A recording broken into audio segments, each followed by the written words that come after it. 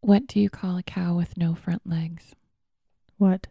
Lean beef. I've heard the ground beef one. Hungry Squared,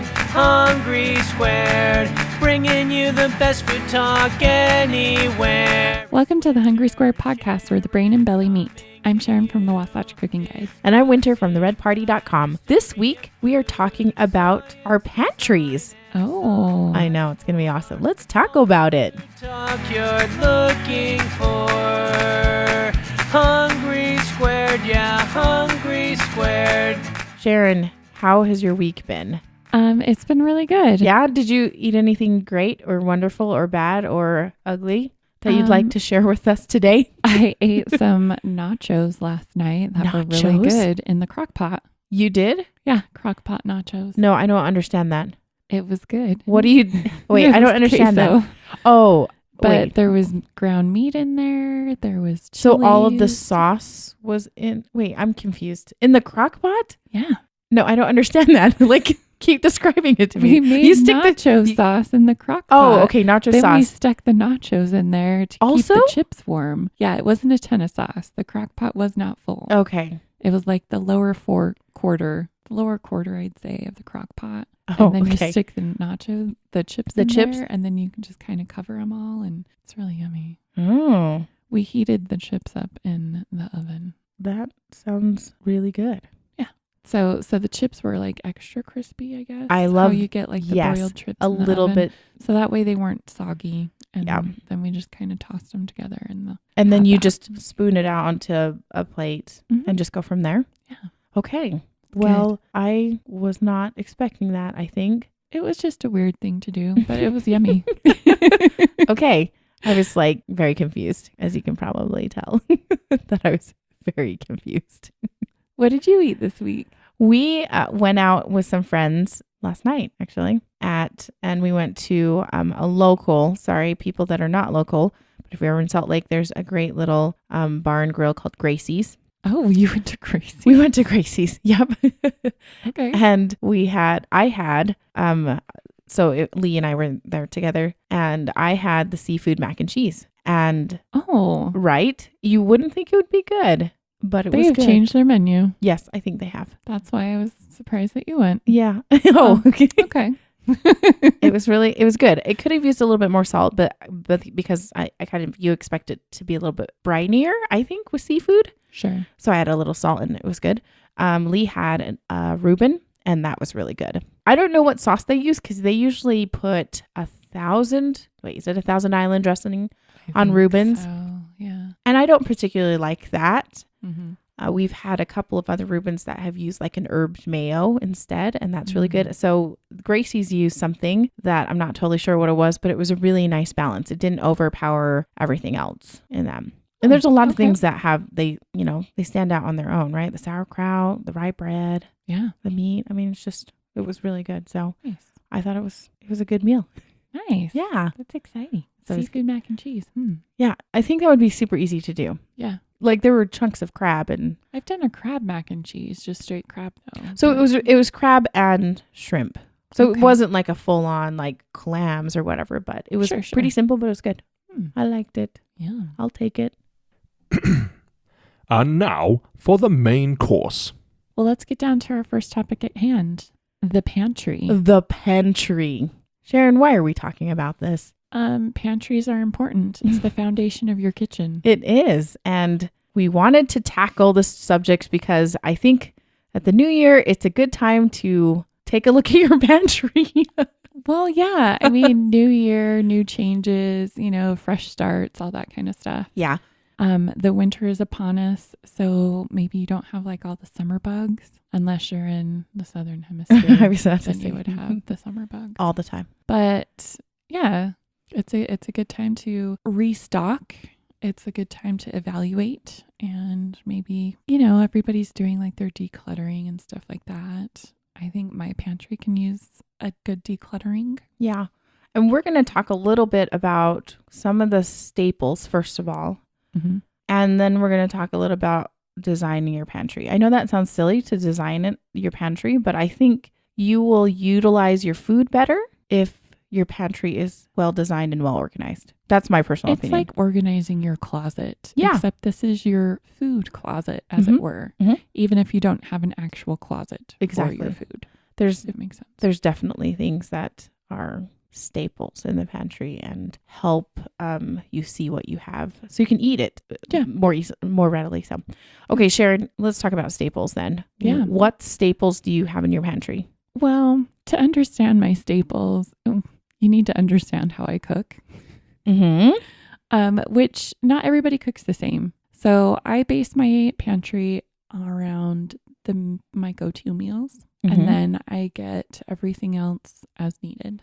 The fresh things. Okay. Sure. So my go-to meals include things like homemade mac and cheese, chana masala, coconut curry, skillet lasagna or regular lasagna, spaghetti, noodles, breakfast for dinner, fries, potato bar, enchiladas.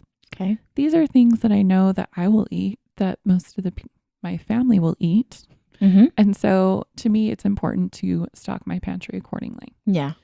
So that means that I always have on hand things like noodles, different shapes, like elbow, bow tie. So you like to linguine, stuff have like all that. of the different shapes. Not all of the different shapes, but I usually have about 3 different shapes on hand. Just for fun? Just for fun, but just because I will use it. Like I'll use one on a Monday and then I'll use another one on Friday. Gotcha. And then to prevent having to go to the store for everything kind of a thing, I just keep a few on hand. Okay. So that way because the way that Ike and I usually meal plan is sometimes we'll sit down at the beginning of the week and plot everything out.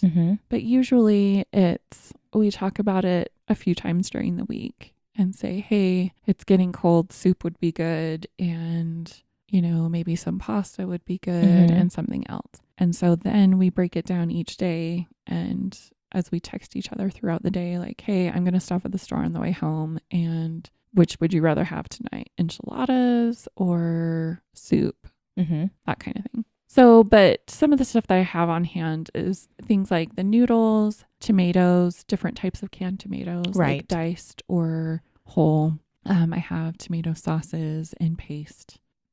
Tomato paste, I know that a lot of people, it's an unsung ingredient, but it adds a lot of depth of flavor to your dishes. And a lot of people don't know what to do with tomato paste. Yeah.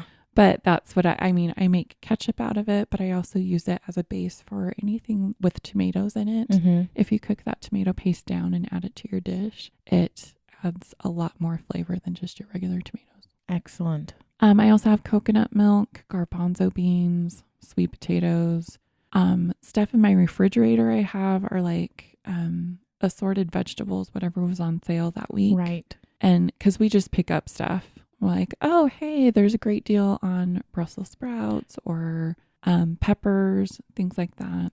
There's something to be said about grabbing whatever is on sale because you save money. And then if you can shop your pantry and your fridge. Exactly. You can basically put a meal together, I think. Exactly. And I can put one of my go-to meals together by shopping my pantry and fridge. Right. Okay. So what else? We have cheese, ground beef, lemons, onions, butter, and eggs.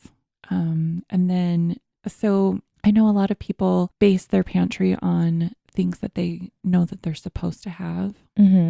Like, like soup, right? Like for emergencies, like food storage reasons. Oh, I see. Things Okay. like that. Like people will say like, oh, well, you should have like some condensed soup and, cream of this, cream of that, whatever. And then you can make a casserole or something. But that's not how I eat. And so we have no canned soup in our house. Okay. None, because we won't eat it. We all think it's kind of gross.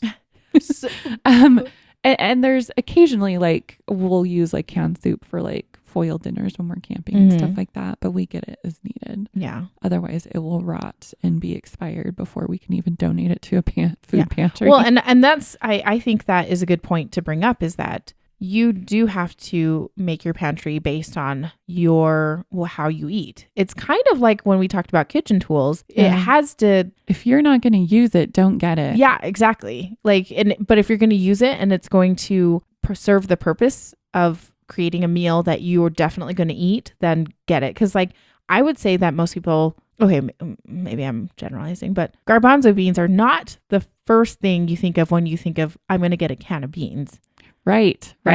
That's why I wanted to say that, because lots of people will get Black beans, some pintos, or whatever. Or maybe some kidney beans. Mhm. And while I like all of those ones, those aren't the ones that I'm going to use and eat. Yep. Yeah. So, Exactly. I mean, that I will eat them, but yeah, that is not an ingredient in one of my go-to meals, so I won't use them. Yeah.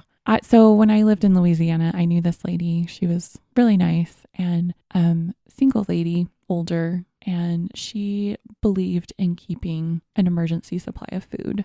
I agree too. Yeah. You should. No, I totally agree that, I mean, we've got like, I guess like 72-hour kits, Mhm. like for like a 3-day emergency type Right. thing. And we have some, surplus food, but it is by no means very organized as to Gotcha. like emergency food and stuff like that. But she really believed in keeping this 2-year supply of food, and Mhm. she would regularly go through it, and she used it and she would replenish it. And she was a great example of Organization. but like how to keep, that emergency supply and being self-sufficient and stuff like that. Mhm. But I happen to know that half of her emergency supply, half of this supply of food that she had was cereal. I like Because cereal. that's what she ate. Oh, really? Yes, she ate a ton of cereal. You know what? If that's and what she loves it. yeah. And If- she is not ashamed. Well, I was She's gonna like, I don't care. I love cereal. think about it. It's a dried good.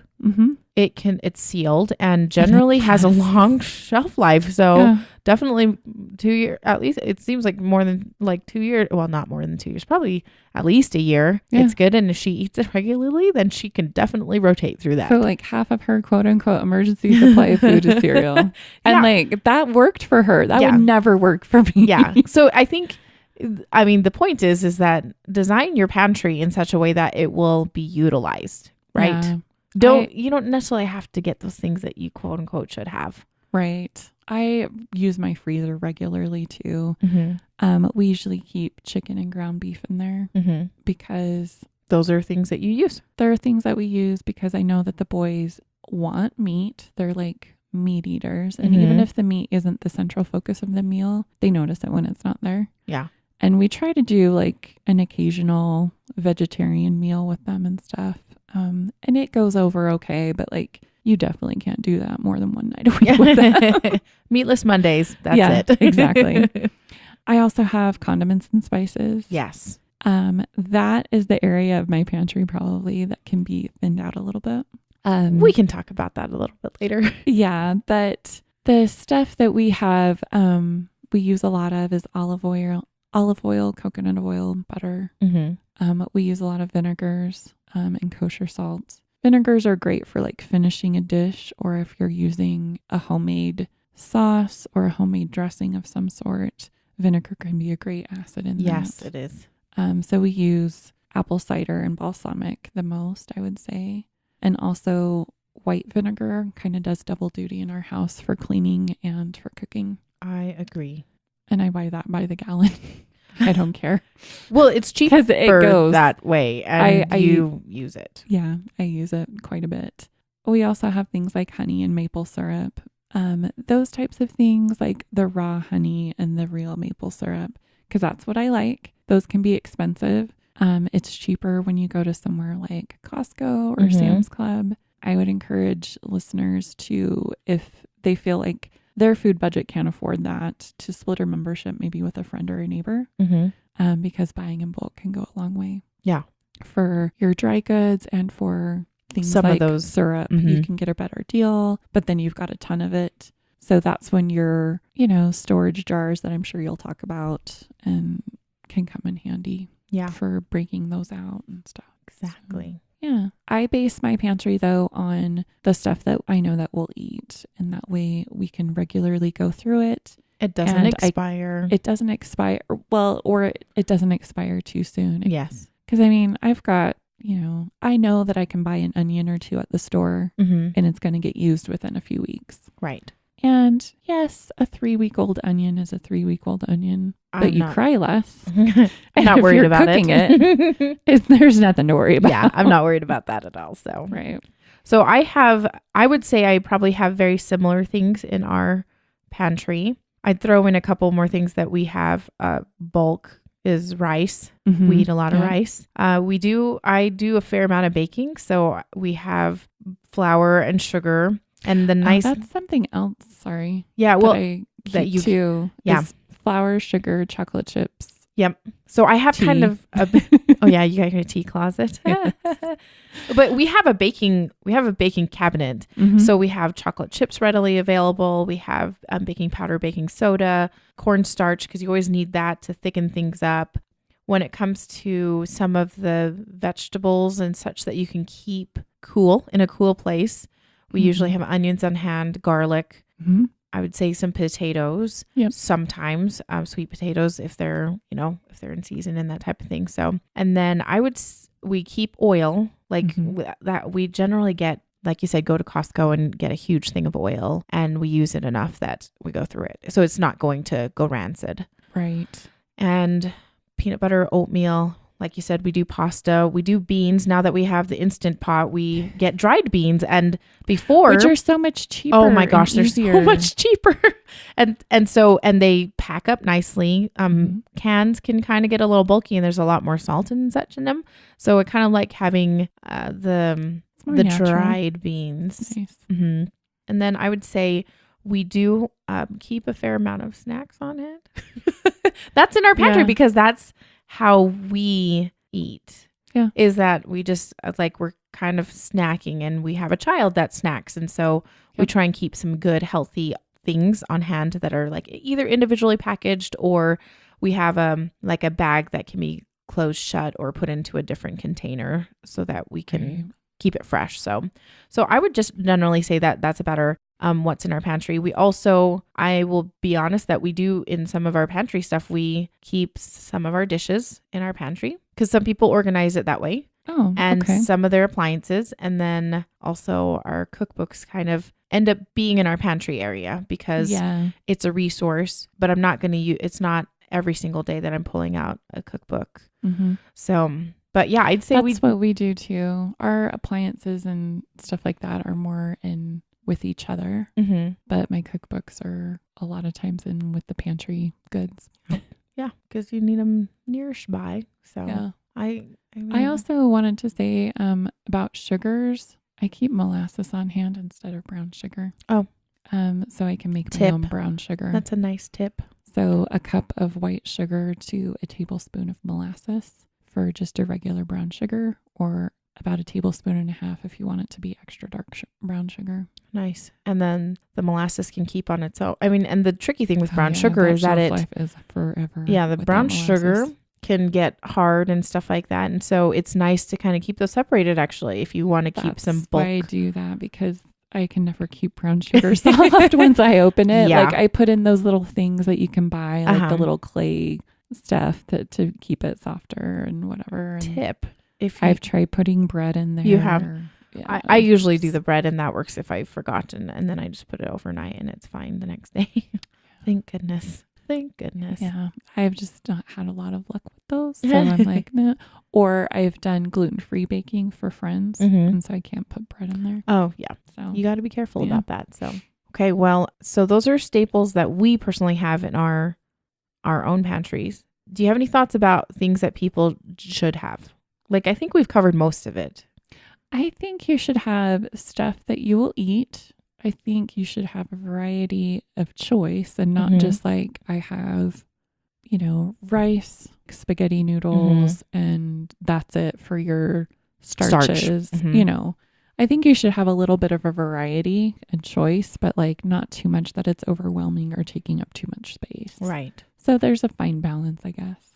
I agree. But have a variety of proteins, not just meat, not just beans. Another thing in my pantry fridge would be yogurt that we usually have, and it's plain yogurt. Yep. And you can do Greek yogurt with that by putting it in a cheesecloth and then straining all the water out. And you can make it any flavor you want by putting your own flavor in there. Yep.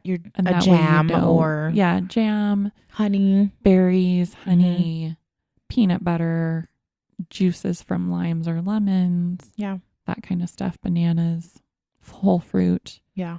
And usually when I was single, I was better about this. The frozen berries, Oh, yeah. Those are so good. they're always good and they're always cheap and they're good to put in like oatmeal, Make yourself dessert, a smoothie. smoothies, Yeah. yogurt. They can go a long way.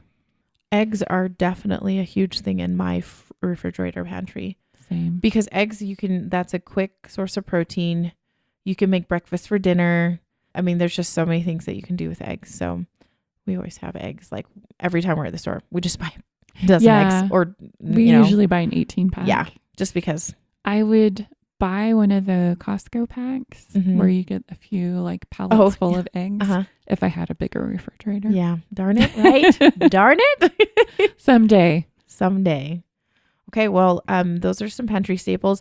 When it comes to now the design of your pantry, should we go into that? Yeah. Let's Okay. talk about that. So I kind of thought about this and I actually did a bit of research because I will be the first to admit our pantry is a disaster. It is? It's a nightmare. It's like a black hole. Oh, this was a good episode for us. It was a then. great episode. And I'm really glad because this week one of my assignments for the January cure was to go through my pantry. Did you do it? I totally didn't because I got busy that day. Oh no. So I'm doing it later today. It's part of my, I'm going to just I double think up. I'm going to do that too. Are you? Okay. Because I need to do it. Yeah. Ours is all over the place. We have a small kitchen. And so we've got like food cupboards here and there and another place. So there's like 3 main places where the food could be, I guess. But it's all mishmash. Okay. And like we've got snacks in a cupboard with like the cat food. Seriously. No. I'm like, why What? what made sense there? Like it's weird. Okay. So I had to break this down for myself because it's always been a disaster. Ever since I've lived on my own, my pantry has always been a disaster. I mean, because I always lived in small, like you have so much cupboard space, right? If you have roommates or living in an apartment. This is your cupboard or this is your shelf. Yep. So you just have to shove it in. So you shove and it in. be glad that you have it. Oh my gosh. So I'm going to break it down a little bit in the sense of what your goal is for how you organize. So these are the things that actually made a ton of sense to me. So my goal for organizing the pantry was to maximize my space, right? Because you might not be in a huge place that has a pantry, a walk-in pantry like some people do. Oh, I do not have that. Dream. Yep, I do not have that. I want to increase my visibility. And when I say visibility, I want to be able to see all my food. So I know what I have. Because I'll tell you right now, when I actually do my pantry clean out today, I will probably throw away more than half of the stuff because it's been expired and I forgot that it was there. Right. And that makes me sad because there's some food that I'm like, dang, that was good stuff. I just forgot. And then the other goal was to make sure that everything had its spot. Yes. Kind of like, Marie Kondo has her Spark Joy and she talks about having everything has a spot. Yes. And so everything has a home. Everything has its home. And so we're going to talk about each of these. So like the first one was maximize space.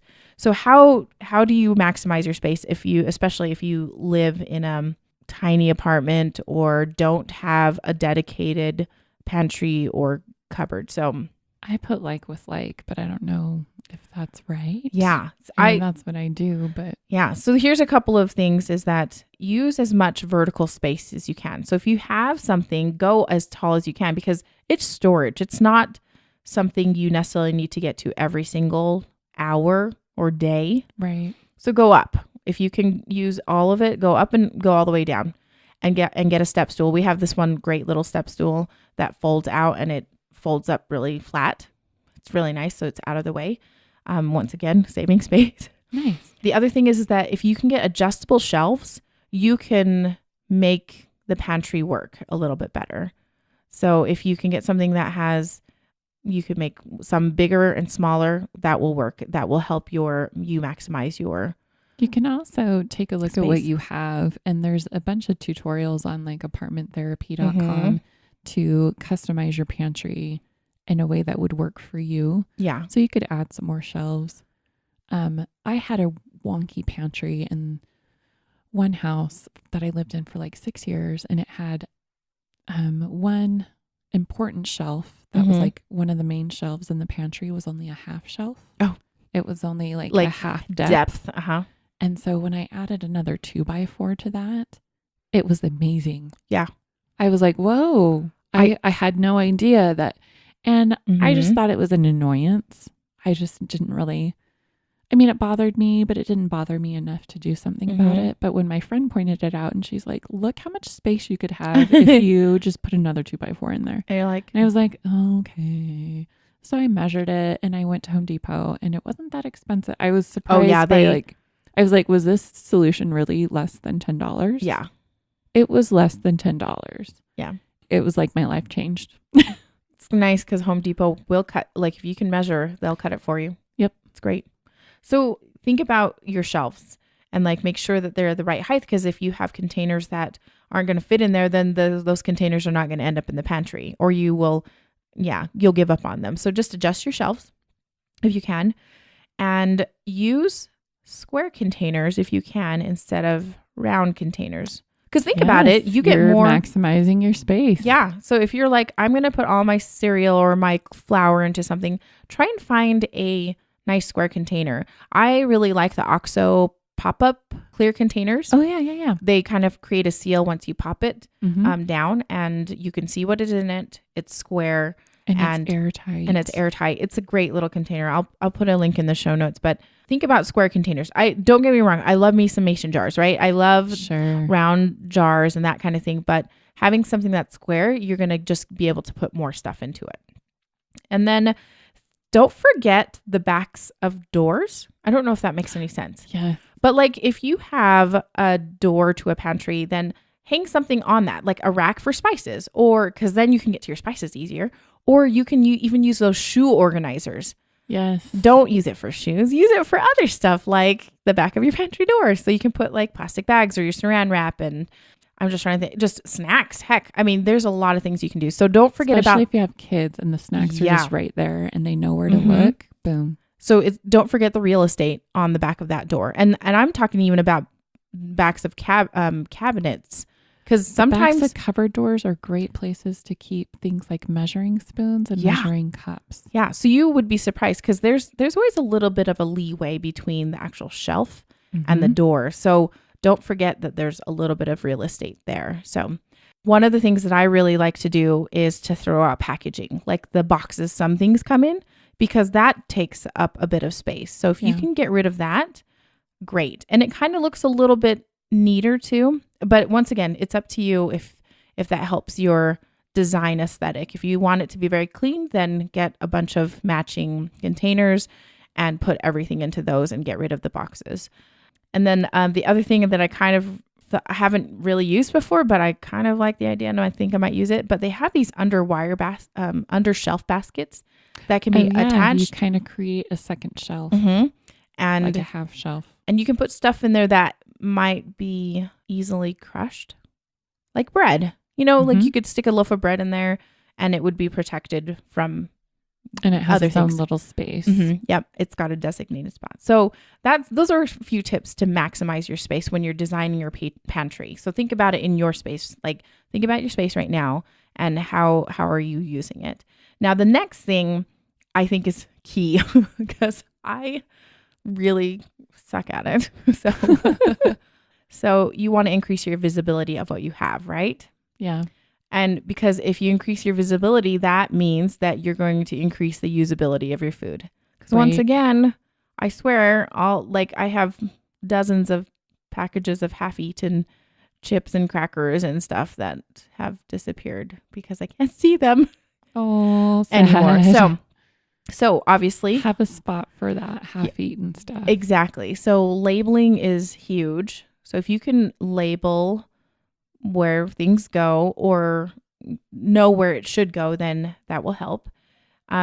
Obviously get clear baskets or bins or containers that are clear, because then you can see what you have. Yeah, you can see without having to open it up. Is this the flour or is this the sugar? Exactly. So you want to be able to assess what you have quickly.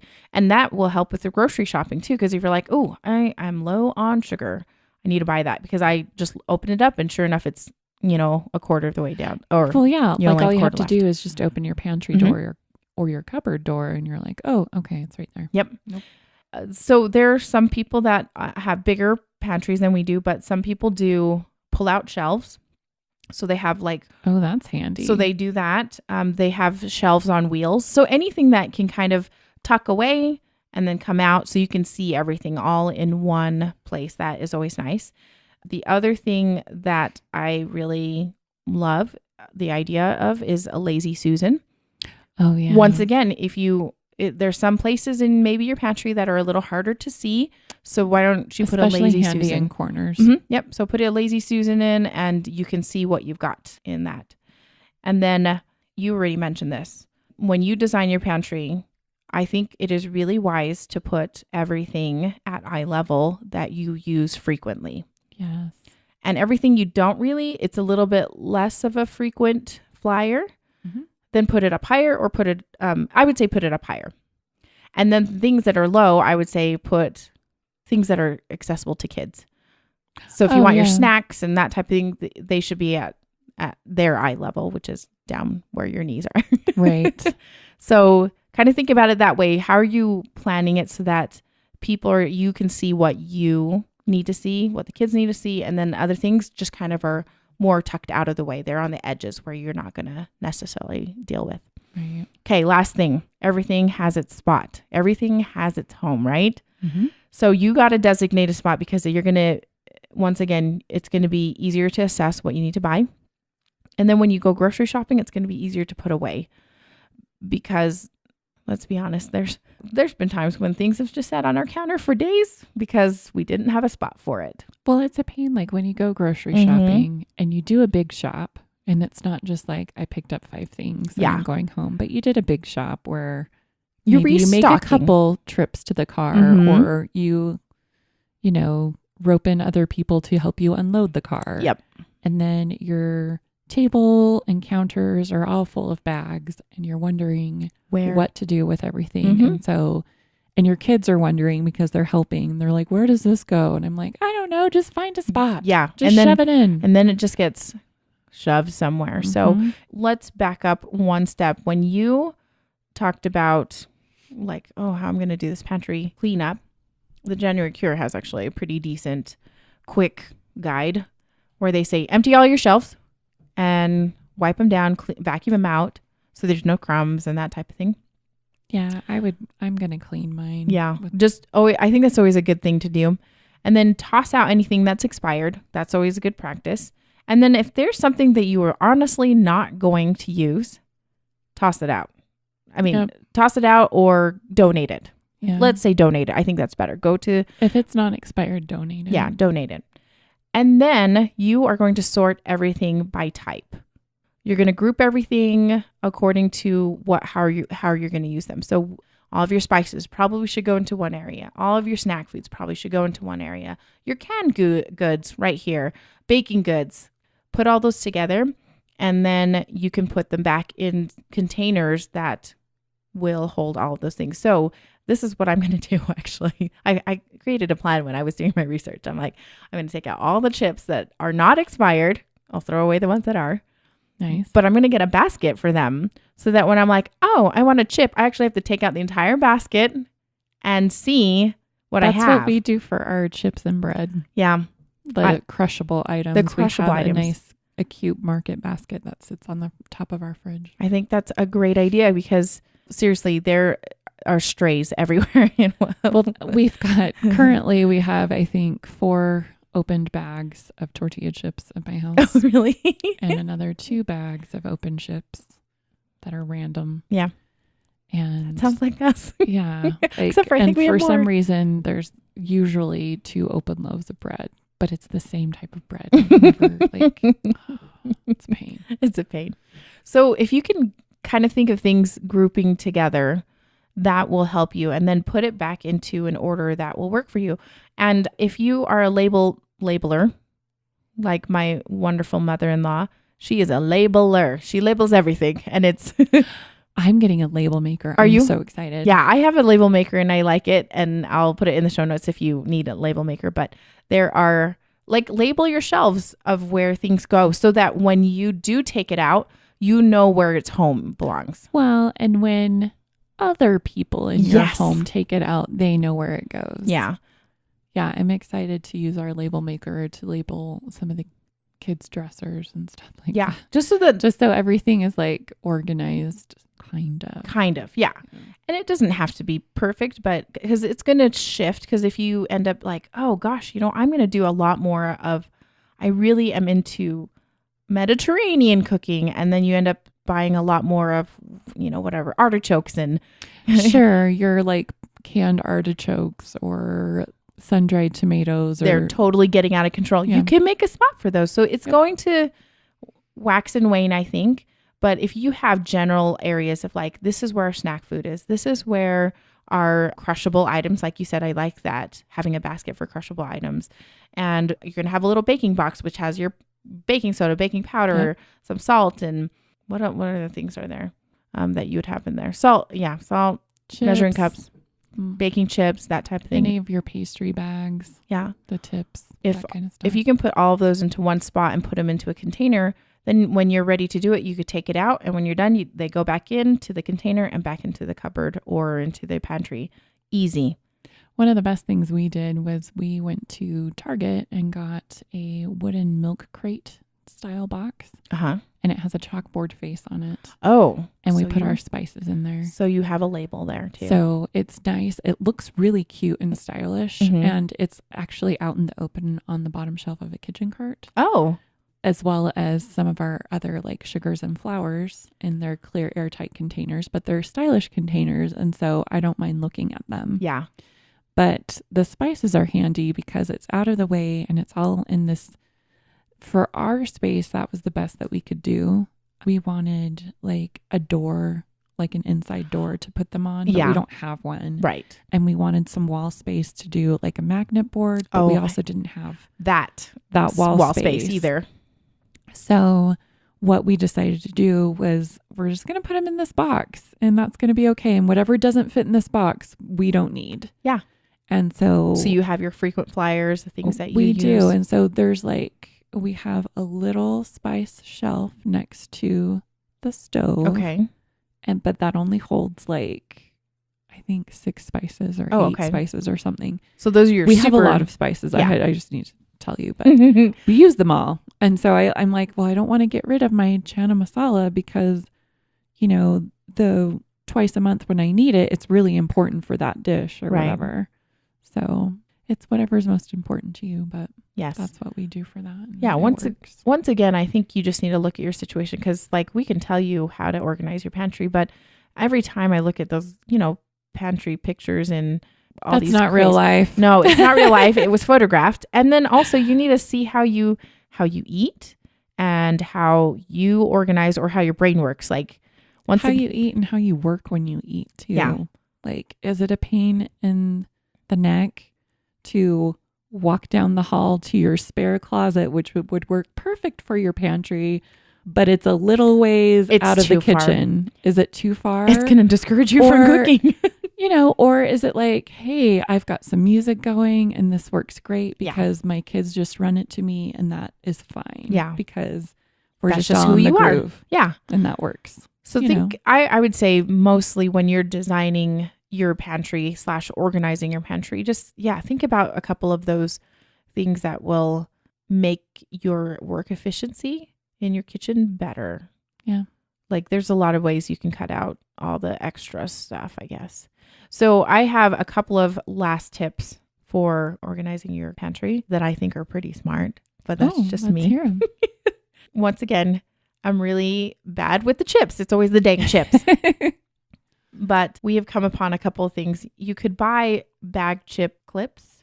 Oh, right. Yeah. Right? Those cute things at IKEA and other places. Yeah. They just clip over it. However, we're too lazy to get those. And they're expensive sometimes. Yeah, sometimes they are. The So- really nice ones are Yeah. expensive. So what we do or what we have done in the past is we get binder clips, like these huge industrial paper, like the big the office supplies. office supply clips. We got a big container of those, and we use those to close up bag chips. And they last a long time. They don't break because a lot of the ones that I'm totally gonna start doing that. Yeah. I have so many because we have they're metal, and so they Yeah, don't break. they're strong. And they're super strong, and the plastic ones usually do. So just a tip that might be super helpful.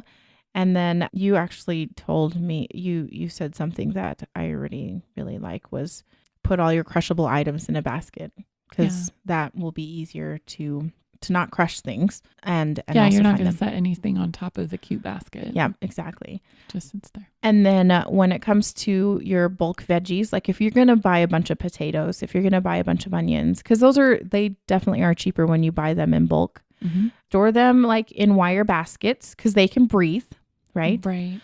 But don't store the potatoes and the onions next to each other because the onion gases will cause the potatoes to sprout sooner.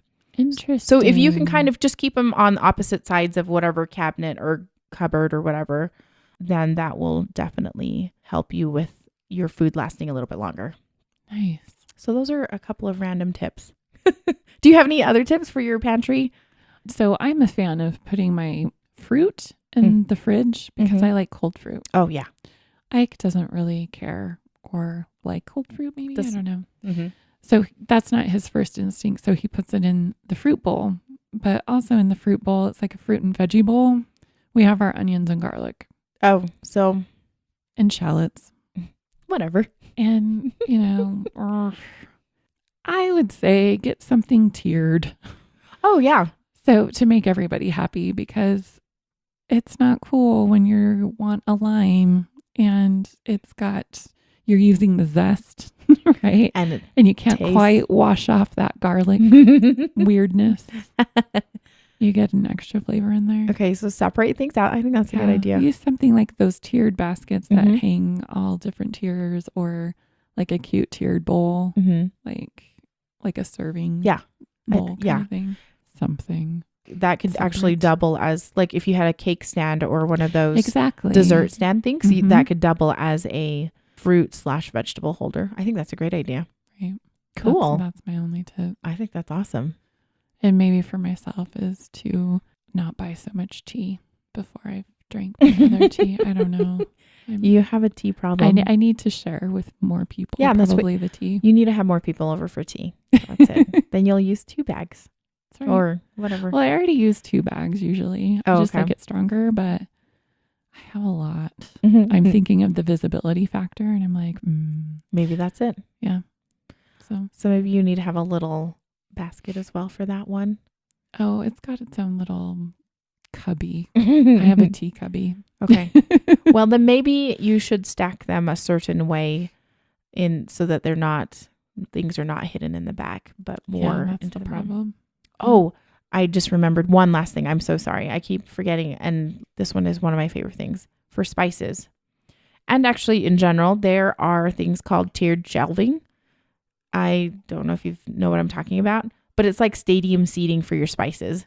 Yeah, that's what we have Oh, okay. at the Container Store is Yep. where we got ours. So they have the Container Store. I use the one, let me find the name of it because I really like it because it expands too. Oh, I've seen those. Yeah. We don't have enough real estate for that expanding one. Yeah. We just got a small one on purpose. Yeah. So it's the Deco Brothers 3-tiered expandable.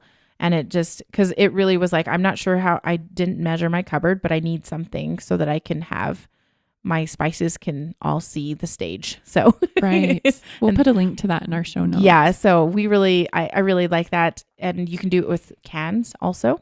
Because once again, you need to be able to see it. So that's another tip is use It's stadium a nice seating. little stadium seating for one shelf. Yes. So it's not going to take up multiple shelves. And so when Exactly. you stack things behind each other, you can still see the one behind it. Exactly. Yeah. Sorry. That was a random, let me slide that tip in before we finish. topic. And we'll slide that link into our show Yeah. notes for the stadium Yep. shelving. I don't know what that's called, but I call it stadium seating. Yeah. There you go. Our podcast is brought to you by our awesome and food-loving sponsors. You guys, we have partnered with Once a Month Meals. And as you remember, on December 12th, I think our 22nd episode, we interviewed Trisha Callahan from Once a Month Meals. She's the founder of Once a Month Meals. They are in the business of meal planning and doing freezer meals and basically setting you up so that you can do it at home and get food on the table faster and spend more time with your family. Yeah, so they give you grocery lists, lists of efficiency in making your batch cooking meals so you can make multiple recipes at the same time and get it done faster. That's what I really like about it. So we have an affiliate link with them. We're using the product, something that we believe in providing for your family. So we hope that it's useful for you. Their monthly plans run for about $16 a month and yearly is $170 a month. Or sorry, $170 a year.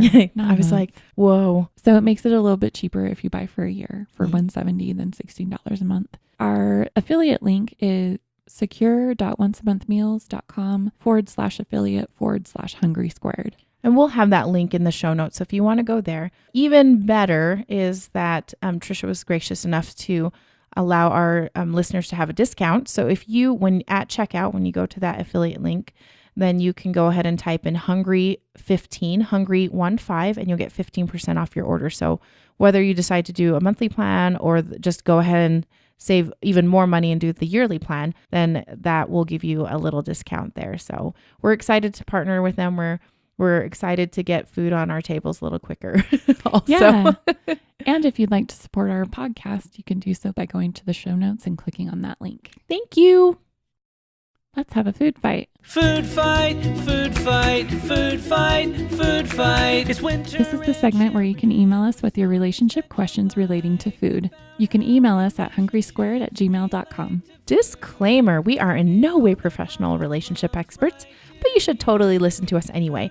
If you need professional help, please seek it out. Food fight, the food fight segment of the show. Here we go. Winter, do you have the question for this week? I do. And it's a short one, Oh, but I think nice. I feel like Okay. it's a little, there's some definite opinions about this. Oh, really? Yes. Okay. Here's the question.